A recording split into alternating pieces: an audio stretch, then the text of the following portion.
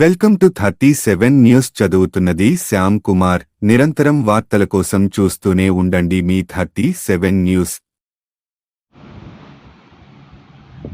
రాష్ట్ర రాజకీయాల్లో ఒక్కసారిగా ఊపందుకున్న ప్రజలు విజయవాడ నుంచి తిరుమల తిరుపతి వెంకటేశ్వర స్వామి ఆలయానికి పాదయాత్రగా బయలుదేరిన రాజధాని ఐక్య కార్యాచరణ సమితి నాయకులు కాలినడకతో పాదయాత్ర చేస్తున్నారు.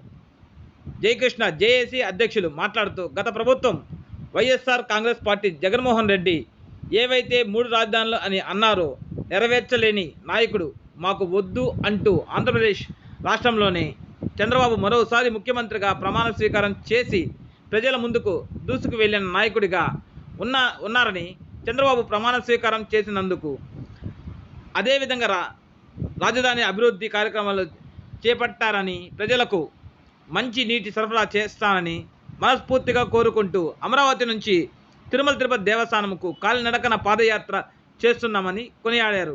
ఈ సందర్భంగా రాజధాని ఐక్య కార్యాచరణ సమితి నాయకులు కార్యకర్తలు పాల్గొన్నారు.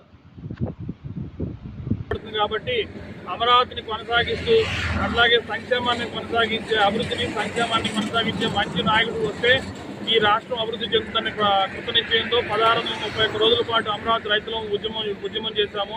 ఈ 1631 రోజుల ఉద్యమం తర్వాత ఈ ప్రభుత్వం మారింది.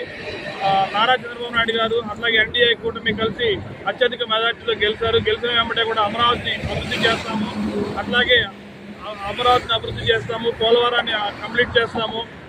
ఏదైతే ఇవాళ రోజున వృద్ధాప్య పెన్షన్ ఏదైతే ఉందో 4,000 ఇస్తానన్నారో ఆ 4,000 గత 3 నెలల నుంచి కావాల్సి ఉన్నటువంటి ఎరియర్స్ ప్లస్ ఈ నెలకి కలిపేసి 7,000 రూపాయలు పెన్షన్ ఇవ్వడం జరుగుతూ ఉంది.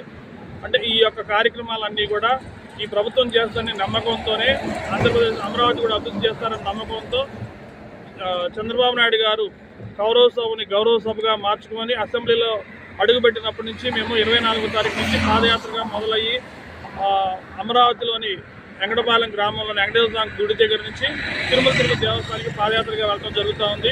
ఇవాళ రోజున టంగుటూరు నుంచి సింగరాయకొండ మధ్యలో ఈ 8వ రోజు పాదయాత్రలో 8వ రోజుకి ఇక్కడ చేరుకున్నాము. ఇంకొక 10 రోజుల్లో తిరుమల తిరుపతి దేవస్థానం చేరుకొని ఆ దేవదేవుడికి కూడా మొక్కులు చెల్లించుకుంటాము. ఎవరైతే గత ప్రభుత్వంలో జరుగుతున్న దాష్టికాలను దౌర్జన్యాలను ఎదిరించారో ఆ ఓటర్ దేవుళ్ళు కానీ మేము చేసిన ఉద్యమానికి సహకరించే దేవదేవుళ్ళు కానీ న్యాయదేవుళ్ళు కానీ కృతజ్ఞత చేసే క్రమంలో దీన్ని కృతజ్ఞత పాదయాత్ర కింద మేము బయలుదేరి వెళ్తా ఉన్నాం. ఓకే అండి.